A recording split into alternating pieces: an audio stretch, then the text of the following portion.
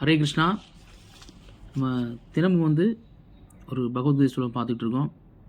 இன்றைக்கு அத்தியாயம் 2 3ஆவது ஸ்லோகத்தையும் 4ஆவது ஸ்லோகத்தையும் பார்க்க போகிறோம். ஸ்லோகம் 3.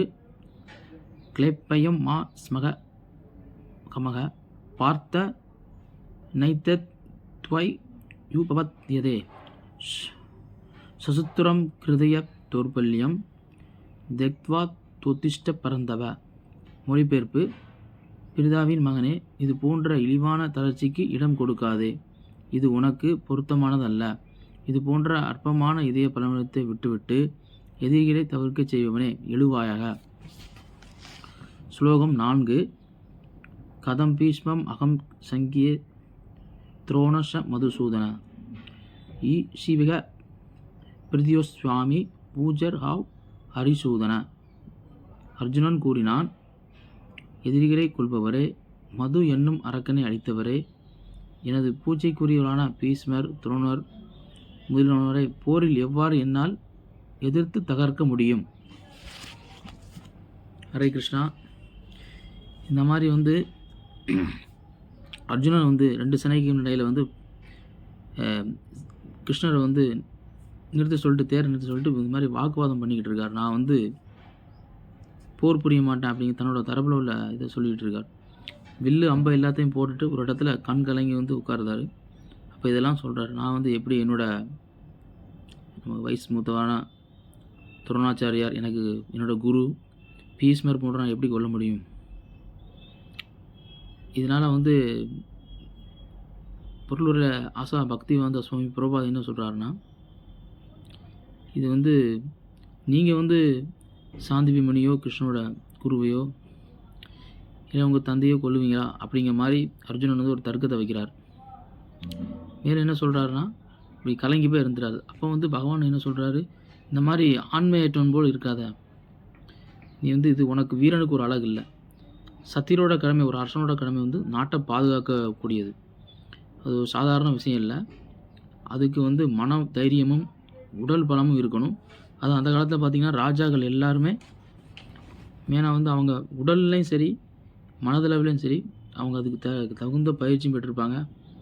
அவங்க ரொம்ப தைரியமானவங்க இருப்பாங்க. இது ஒரு வீரனுக்கு அழகு கிடையாது. போர் புரிய நேரத்தில் என்னால் முடியாதுன்னு சொல்கிறது இது ஒரு ஆண்மையில்லாத தன்மத்தை குறிக்குன்னு சொல்லி கிருஷ்ணா அவரை கண்டிக்கிறார்.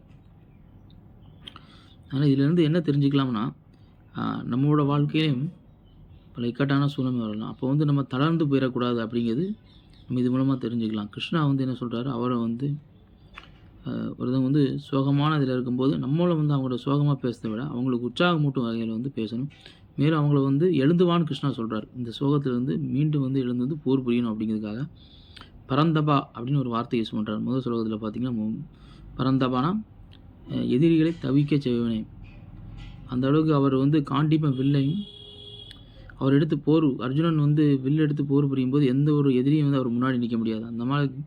அந்த அளவுக்கு ஒரு பலம் வாய்ந்தவர். ஆனால் தன்னோட சொந்த உறவினர், நண்பர்கள், ஆச்சாரியர், அவங்க குருவை பார்த்துட்டு அவங்க மேலே உள்ள அன்புனால் வேண்டான்னு சொல்கிறாரு. மேலே என்ன சொல்கிறாருன்னா, அர்ஜுனன் அவங்க நான் ஆயுதம் இல்லாமல் இருந்தாலும் பரவாயில்ல, அவங்க ஆயுதத்தோடு என்னை தாக்கினாலும் பரவாயில்ல, நான் போர் புரிய மாட்டேன் அப்படிங்கிறார். தன்னை அவங்க கொன்னாலும் பரவாயில்ல அப்படிங்கிற நிலைமைக்கு வந்துட்டார். இந்த போர் புரியுதுனால எனக்கு பாவம் தான் சேரும், அவங்களுக்கு கொன்று எனக்கு என்ன நன்மை அப்படிங்கிற மாதிரி. அப்போது இவரோட நான் காட்டுக்கு போகிறேன் அப்படிங்கிற மாதிரி சொல்கிறார். இதெல்லாம் விட்டுட்டு பகவான் கிருஷ்ணா, அதாவது நம்ம கடவுளை தர்க்கத்தினால நம்ம என்றைக்குமே புரிஞ்சிக்க முடியாது, நம்ம லாஜிக்கினால். நம்மளோட விருப்பப்படி சரி. இது அர்ஜுனன் என்ன பண்ணுறாருன்னா, இவங்கெல்லாம் ஆச்சாரியெல்லாம் கொழுதை விட நான் போயிடலாம், காட்டுக்கு போயிடலாம், நான் இந்த போர் புரியாமல் இதுலேருந்து நம்ம வெளியே வந்துடலாம்னு நினைக்கிறாரு. அதனால் அவருக்கு பெருமை கிடைக்கும், நம்ம பேர் கெட்டு போயிடக்கூடாது அப்படின்னு நினைக்கிறாரு. நம்ம பேருக்காகவோ புகழுக்காகவோ இல்லாமல் பகவானுக்காக செயல்படணும். நம்ம தெரிஞ்சுக்க வேண்டியது என்னன்னா, நம்ம பகவானோட விருப்பம் என்னவோ அதுபடி செயல்பட வேண்டியது நம்மளோட ஒவ்வொரு ஆத்மாவோட கடமை. பகவானுக்கு நம்ம எதிராக நடக்கும்போது அது நம்மளுக்கு மங்களமானது இல்லை. பார்க்கும்போது நியாயமானதாக தெரியலாம். ஸ்ரீமத் பாகவத்தில் கூறப்பட்டுள்ளது, தர்மம் சாஸ்தாத் பகவத் பிரணீதம். அதாவது தர்மம்னா என்னென்னா, பகவான் என்ன சொல்கிறாரோ அதுதான் தர்மம். நம்மளோட சொந்த கருத்துக்கள் படி நடக்கிறத விட பகவான் கிருஷ்ணா என்ன சொல்கிறாரோ அதுதான் உண்மையிலே தர்மம். நம்மளாக வந்து ஏற்படுத்தி கொள்வது வந்து தர்மம் கிடையாது.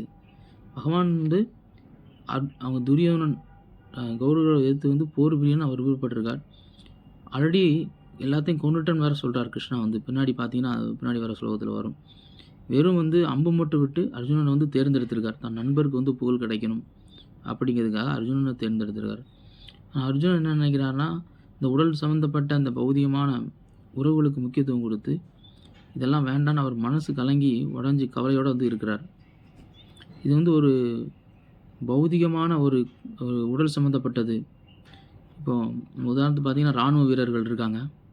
அவங்க எல்கைக்கு போய் எத்தாப்பில் வந்து தனக்கு தெரிஞ்ச நண்பர்கள் இருந்தால் கூட பாகிஸ்தான்லேயோ மற்ற நாட்டில் நம்ம போர் புரியும்போது அவர் தன்னோட கடமையை வந்து செய்யணும். அந்த இடத்துல அவர் இறக்க கொண்டதை காட்டினார்னா நம்ம நாடு வந்து பாதுகாக்க முடியாது.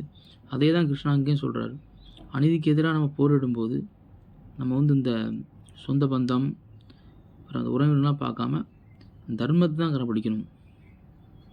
அவங்க ஆல்ரெடி திரௌபதிகிட்ட தப்பாக நடந்தது, பாண்டவர்களை துன்புறுத்தினது, பகவான் அதுதான் நினைவில் வச்சுருக்கார். தன் பக்தர்களுக்கும் மற்றும் அநீதி அந்த தர்மத்துக்கு எதிராக அதர்மத்துக்கு நடக்கும்போது அவங்கள கொல்லணும்னு பகவான் முடிவு பண்ணியிருக்காரு. ஆனால் அர்ஜுனன் பார்த்தீங்கன்னா அவங்க மேலே உள்ள அன்புனாலையும் மரியாதைனாலையும் வேண்டான்னு நினைக்கிறார். இது எப்படின்னா நம்ம இந்த உலகத்தோடய பார்க்கலாம். ஒருத்தர் வந்து கொலையோ இல்லை மற்ற பெரிய திருட்டு பண்ணிட்டாருன்னா அவங்கள தூக்கி ஜெயிலில் வந்து அரசாங்கம் வந்து அவரை கைது பண்ணி போடுது. ஆனால் அவங்களோட அந்த திருட்டு செய்தவரோ இல்லை கொலை செய்தவரோட உறவினர் பார்த்தீங்கன்னா அம்மாவோ அவங்களுக்கு அவன் குழந்தையா இருக்குன்னா அவங்க என்றைக்குமே இறக்கப்படுவாங்க. அவங்க எப்படியா வெளிக்கொண்டு வரணும், இல்லை ஜெயிலுக்கு போகக்கூடாதுன்னு நினைப்பாங்க. அவங்க தாய் வந்து தன் மகன் மீது உள்ள அன்புனாலும் அப்படி செய்கிறாங்க. ஆனால் அவர் செய்த தப்பு வந்து அவங்க அந்த நேரத்தில் மறைச்சிருது அவங்க கண்ணை வந்து. அந்த மாதிரி இருக்கக்கூடாதுன்னு கிருஷ்ணா சொல்கிறார். அவங்க செய்த அநீதிக்கு நம்ம தண்டனை கொடுக்கணும். அதுதான் வந்து பகவான் சொல்கிற இங்கே கருத்து. அநீதிக்கு வந்து தண்டனை கொடுக்கணும், அதர்மத்தை எதிர்க்கணும் அப்படிங்கிறதுக்காக தான் பகவானே இந்த உலகத்தில் வந்து சேம் கிருஷ்ணாவே வந்து வந்திருக்கிறார். அர்ஜுனன் வந்து அவரோட விருப்பத்தை புரியாமல் வந்து என்ன பண்ணுறாரு, இந்த போர் வேண்டாம், அவங்கள கொண்டு எனக்கு என்ன பயன் அப்படிங்கிறாரு. அப்போ நீங்கள் வந்து உங்களோட ஆச்சாரியரை வந்து கொல்லுவீங்களா, சாந்திபி முனியோ மற்றவர்களே வந்து அப்படிங்கிற மாதிரி அர்ஜுனன் வந்து வாதம் வைக்கிறார். ஆனால் பகவானோட இச்சைக்கு ஏற்ப தான் நடக்கிறது தான் ஒவ்வொரு ஆத்மாவோட வந்து இயல்பான நிலை. எப்படி வந்து ஒரு நெருப்பு இருக்குதுன்னு வச்சுங்க, நெருப்பு பார்த்தீங்கன்னா அதில் வெப்பம் இருக்குது, ஒளியும் இருக்குது, ரெண்டும் சேர்ந்து தான் நெருப்பு.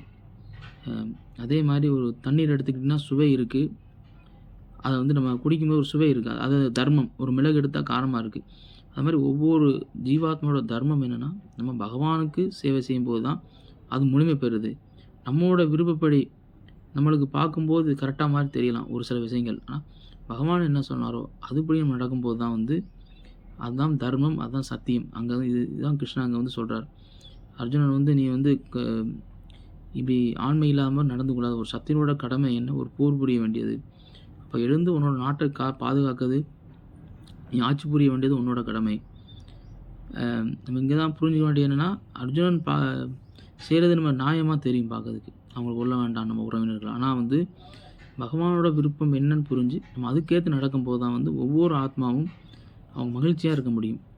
இந்த உலகத்துலேயும் பார்த்தீங்கன்னா நம்ம ஒரு விருப்பம் வச்சுருப்போம், ஆனால் பகவானும் ஆன்மீக குருவும் என்ன சொல்கிறாங்களோ நம்ம அதுபடி நடக்கும்போது தான் இந்த ஆத்மா வந்து இந்த உலகத்துலேருந்து விடுதலை பெற்று முத்தி பெற்று பகவான் லோகத்துக்கு போகும். அது வரைக்கும் இல்லைன்னா வந்து திரும்ப என்ன பண்ணுவோம், நம்ம ஒவ்வொரு உடல் எடுத்து இங்கே கஷ்டப்பட்டுக்கிட்டே இருப்போம். தான் பகவானோட விருப்பம் என்னென்னு தெரிஞ்சுக்கணும் இதில் அப்படிங்கிறது வந்து இந்த ஸ்லோகத்தில் வந்து ஸ்ட்ராங்காக சொல்லப்பட்டுள்ளது. நம்ம தர்க்கத்தினால் வந்து கடவுளை புரிஞ்சுக்கிற முடியாது. இதில் சைதன்ய சரிதாமிர்தம் அப்படிங்கிற நூலில் பார்த்தீங்கன்னா பகவான் ஸ்ரீ கிருஷ்ணரே வந்து 500 வருஷம் முன்னாடி சைதன்ய மகாபிரபுவாக அவதரிக்கிறார்.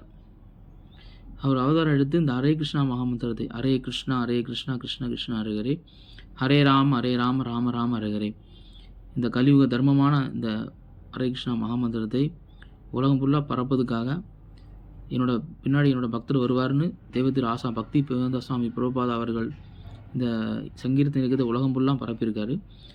பகவான் ஸ்ரீ கிருஷ்ணரே சைதன்ய மகாபிரபு வந்து இந்த ஹரே கிருஷ்ணா மந்திரத்தை எல்லாரும் சொல்லணும் அப்படின்னு வந்து பரப்பி கொண்டிருந்தார். அப்போது பார்த்தீங்கன்னா, அதே அவங்க கூட சேர்ந்த ஒரு சிஷ்யர் வந்து ஸ்ரீ வல்லபாச்சாரியார். அவர் என்ன பண்ணுறாருன்னா, ஒரு லாஜிக் தர்க்கம் வைக்கிறார் அர்ஜுனன் மாரியே. பகவான் தான் பரமபுருஷர். இந்த இயற்கை பார்த்தீங்கன்னா வந்து, நம்ம எல்லாருமே வந்து பெண்பாடு ஒப்பிடப்படுது. சேவகர்கள் அப்படின்னு அர்த்தம். பெண்ணா பெண்ணோட வடிவம் இல்ல. நம்ம எல்லாமே பகவானோட சேவகர்கள். அதனால ஜீவாத்மாக்கள் எல்லாருமே சேவகர்கள். அவங்க ஒரு புருஷனோட பேரை சொல்லக்கூடாது. நீங்க எப்படி இத நீங்க சொல்லலாம்? கிருஷ்ணனோட பேரை எல்லாத்துக்கும் சொல்றீங்களே! அப்போ வந்து அவர மதிக்காத மாரி ஆகுமே பகவான வந்து அப்படின்னு ஒரு லாஜிக்கான தர்க்கமான கேள்வி கேட்குறாரு. அது வந்து மகாபிரபு என்ன விளக்கம் குடுக்குறாருன்னா, கணவன் வந்து தன் மனைவிட்ட வந்து தன் கணவன் பேரை சொன்னா அவங்க சொல்லலாம் அப்படிங்கிறாரு. அதனால தப்பு இல்ல. அப்படின்னு அந்த அந்த கொஸ்டின் அந்த கேள்விக்கான பதில வந்து மகாபிரபு வந்து அது முறியடிக்கிறார். இந்த மாரி தான் நம்ம ஒரு இங்க நாஸ்திகவாதியா இருக்கட்டும், பெரிய பெரிய விஞ்ஞானிகள் ஒரு தர்க்கம் வச்சாங்கன்னா, பகவானும் பெரிய பெரிய மகாத்மா ஆச்சாரியர்களும் வந்து அத முறியடிக்கிற மாரி வந்து அவங்க கரெக்ட்டான அந்த ஆன்சர் குடுப்பாங்க. நம்ம தர்க்கத்தினால பகவான என்னைக்குமே தெரிஞ்சுக்கிற முடியாது. அவர்ட்ட சரணடைந்தனால மட்டும் தான் தெரிஞ்சுக்க முடியும். அவர வந்து புரிந்து கொள்ள முடியும். அப்படிங்கிறது ஸ்லோகம் மூலமா தெரியுது. இந்த மாரி மகாபிரபு வந்து அவரோட கேள்விக்கு வந்து கரெக்ட்டா வந்து பதில் சொல்லி அத முறியடிக்கிறார். இந்த மாரி கிருஷ்ணனோட பிளான் என்னன்னு தெரிஞ்சு அது நடக்கணும் அப்படிங்கிறது அர்ஜுனன் அந்த நேரத்துல மறந்துட்டார். இது அர்ஜுனன் வந்து பார்த்தீங்கன்னா, இங்க ஒரு கருவியா செயல்படுறார். நம்ம எல்லாத்துக்காகவும். நம்மளும் வந்து அர்ஜுனன் நிலைமையில தான் இருக்கோம். சில நேரங்கள்ல என்ன செய்யணும், செய்யக்கூடாதுன்னு தெரியல. எந்த முடிவு எடுக்கணும்னு தெரியல. அப்ப பகவான்ட்ட விட்டோம்னா, அவரோட கையில வந்து நம்ம ஒரு கருவியா இருக்கும்போது, நம்ம வாழ்க்கை வந்து வெற்றிகரமா அமையும்போது இந்த ஸ்லோகத்து மூலமா தெரிஞ்சுக்கலாம். நாளைக்கு வந்து நம்ம அடுத்த ஸ்லோகத்த பார்க்கலாம். ஹரே கிருஷ்ணா.